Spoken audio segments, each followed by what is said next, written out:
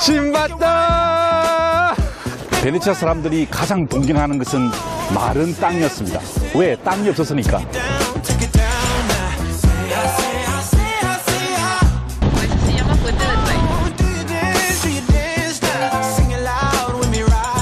한 40년이 넘었거든요, 페스타라는 지가. 그래도 아직까지 이렇게 뜨거운 바람이 나오고 있어요, 이 높은 곳에서.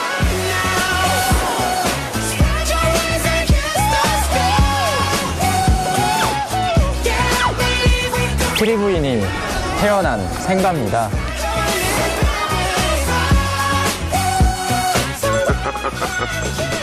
어디 말라. 아니, 너와 집도.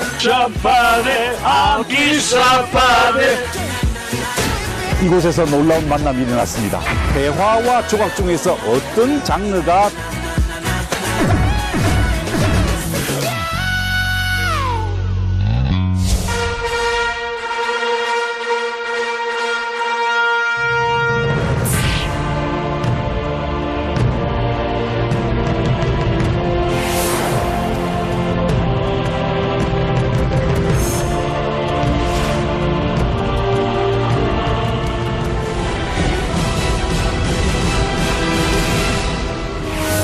새로운 시대를 열었던 르네상스로의 시간여행 베네치아로 떠납니다.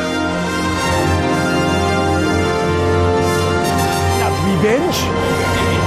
당신들이 16세기 르네상스 피날레를 장식한 최고의 걸작들을 만나고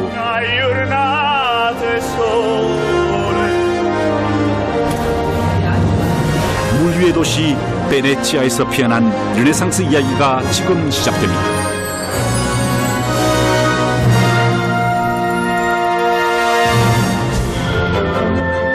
중세일에 잊혀졌던 인간을, 중세일에 잊혀졌던 인간다움을 재발견한 시대.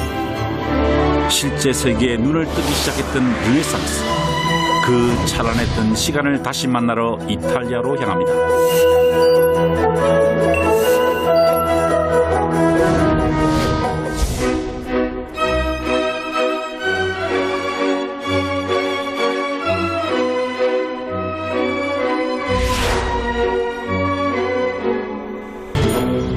이탈리아의 수도이자 서양 문명을 대표하는 도시 로마.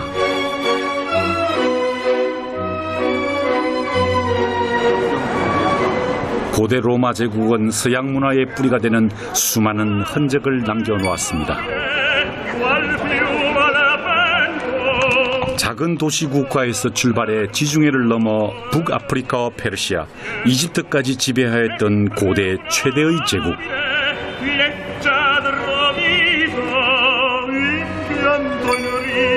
고대 문명이 이토록 찬란할 수 있었던 건 무엇 때문이었을까요? 왜 영원할 것 같았던 제국은 사라지게 된 걸까요? 내 인생 최전성기에 문득 길을 잃고 뒤를 돌아다 보니 어두운 숲속에서 길을 잃고 있는 나 자신을 발견하였다. 이것이 바로 단테의 신곡 시작 부분입니다. 우리도 그렇지 않나요? 우리도 짙은 어둠 속에서 이 숲속에서 길을 잃고 방황하는 것은 아닙니까? 어떻게 하면 우리는 이 어둠에서 벗어나 빛의 시대, 창조의 시대, 아름다움의 시대로 나아갈 수 있을까요? 르네상스가 바로 그런 시대였습니다. 여러분을 르네상스로 초대합니다. 르네상스는 우리들의 오래된 미래입니다.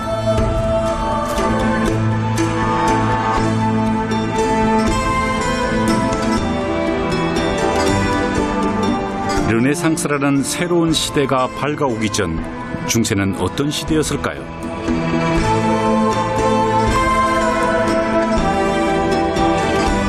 서기 476년 서로마 제국은 역사의 소임을 다하게 됩니다. 카스트로스와 플룩스의 도움도 이제는 더 이상 소용이 없었던 모양입니다. 이제 서로마 제국은 쇠퇴길로 접어들고 중세의 시대가 시작되었습니다. 암흑의 시대였죠. 소로마 제국이 멸망하고 교회는 권력의 중심으로 급부상했습니다. 강해진 교황권은 교회 영역을 초월하는 기능까지 휘두르기 시작했죠. 기독교 정신이 유럽 문명을 지배하던 시기.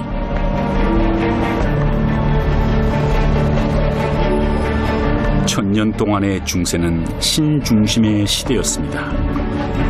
중세는 암흑의 시대였습니다. 왜 암흑의 시대였을까요? 숭고한 사랑은 오직 신의 소유물이었습니다. 인간은 그저 욕망할 뿐이었죠.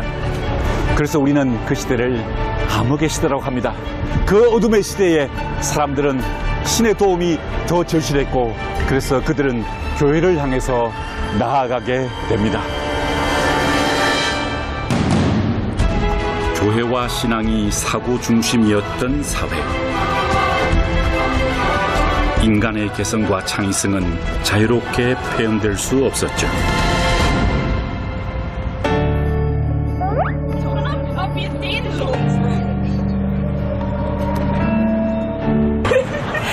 Why need walking? Why? Why? Because if you do this, you can win the lotteries. Maybe. 소녀들의 말처럼 124개의 계단을 다 오르고 나면 정말 소원이 이루어질까요?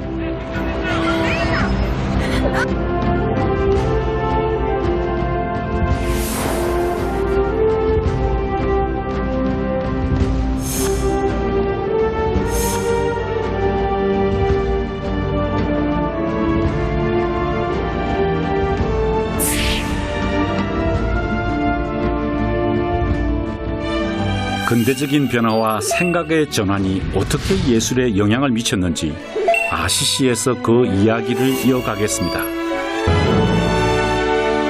로마 시대부터 번영했던 도시 아시시는 수바시오산 중턱에 건설된 도시입니다. 성 프란체스코가 탄생한 주요 가톨릭 순례지로 유명한 곳이죠.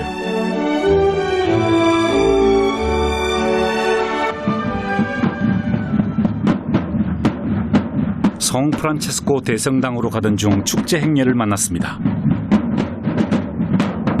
칼렌디마조 축제는 봄이 오는 기쁨을 즐기는 주민들의 잔치입니다.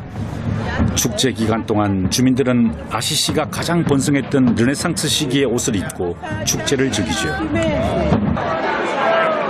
전투가 빈번했던 중세시대, 오랜 지역 간의 갈등을 잇고 함께 봄을 맞이하자고 시작된 전통 행사. 칼렌디마조는 평화의 축제였습니다.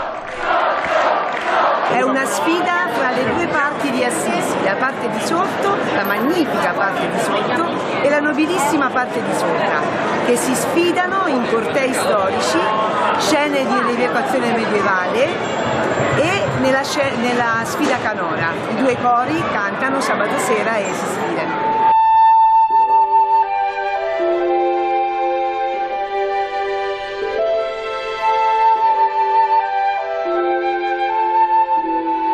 저 멀리 페루지아 평원이 펼쳐지고 있습니다. 이곳은 성 프란체스코 대성당이 있는 곳이지요. 저 성 프란체스코 대성당에는 로렌제띠와 지오토의 작품이 소장되어 있습니다. 두 사람은 각각 시에나와 피렌체를 대표했던 르네상스 초기의 화가들이죠. 이 두 사람 사이에서, 로렌제띠와 지오토 사이에서, 그리고 시에나와 피렌체 사이에서 어떤 일이 벌어졌을까요? 어떤 경쟁이 치러졌을까요? 그 현장으로 들어갑니다. 위대한 글작을 만나러 성 프란체스코 대성당 안으로 들어갑니다.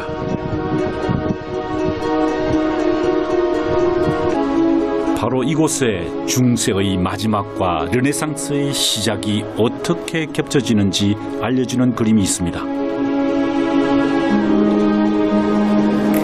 치마부의 작품입니다. 성 프란체스코 대성당에서 가장 중요한 작품 중에 하나죠. 중세의 마지막 작품입니다. 이 치마부의 그림과 옆에 있는 그림을 비교해 보십시오. 전혀 다른 차원의 그림이 등장하였죠. 일단 사람들은 평면으로 배치되어 있습니다. 중세시대의 그림에서 보았던 그런 딱딱한 얼굴이 아니라 슬퍼하는 얼굴, 기뻐하는 얼굴, 그리고 내면의 괴로움을 표현하는 그 얼굴들이 표현되어 있습니다.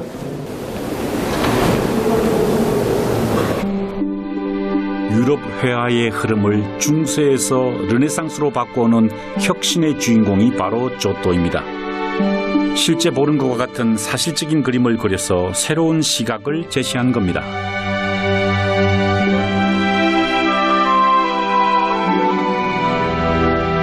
조또는 무너진 성당을 그리면서 실제로 눈에 보이는 것과 같은 거리감을 표현하려고 했습니다. 원근법이 등장하기 이전 시대, 인간의 시선을 중시하는 노력이 시작된 것이죠.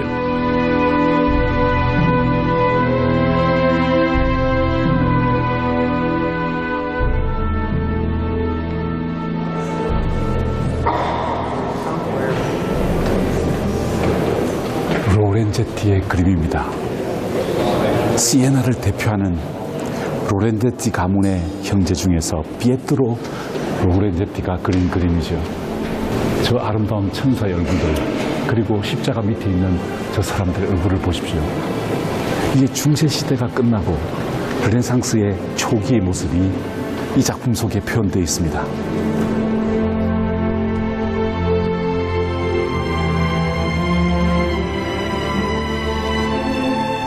당시 시에나와 피렌체는 무역 때문에, 은행업 때문에 경쟁했을 뿐만 아니라 예술로도 경쟁을 했었죠. 14세기는 전쟁의 시기였습니다. 피렌체와 시에나의 전투였죠. 단순하게 황제파와 교황파의 대결이 아니었습니다. 예술의 대결이 일어났죠.